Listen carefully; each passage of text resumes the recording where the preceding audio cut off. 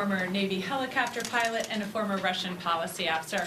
And I have to tell you, I remember as only a teenager when I entered into the Navy getting my first security brief and understanding how important security is to our military. As we've all heard for years, loose lips sink ships.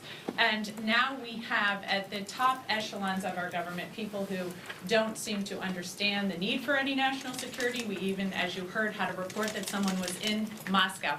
Having traveled myself to Moscow, I know the type of operational security that is expected there of military members. I know the briefings that I received. And so to think that now we have a government that is has so little concern for our security is really, I think, infuriating. And to see all of these members here who have served, who know that their lives have been on the line, and know that what the minimum that they should be able to count on is that their own government is not going to sell them out to foreign adversaries, that their own government is going to take their security seriously. And yes, to think that anybody is saying now that this was not secure information or this was not secret information or classified information, anybody who knows anything about this area, and there are people on that signal chain that know better, know that this is classified information. You don't give targeting information, you don't give time, and you put people in danger. People's lives, American lives, were in danger because of that signal chain.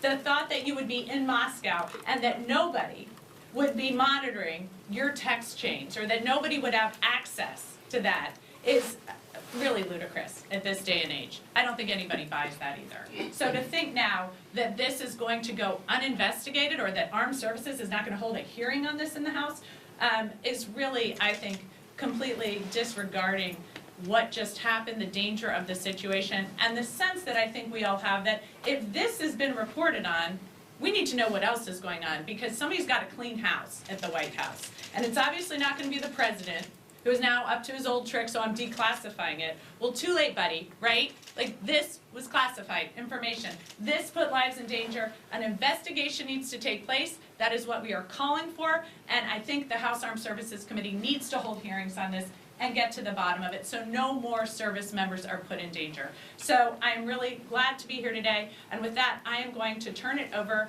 to my colleague, Salud Carbajal, to speak next. Thank you.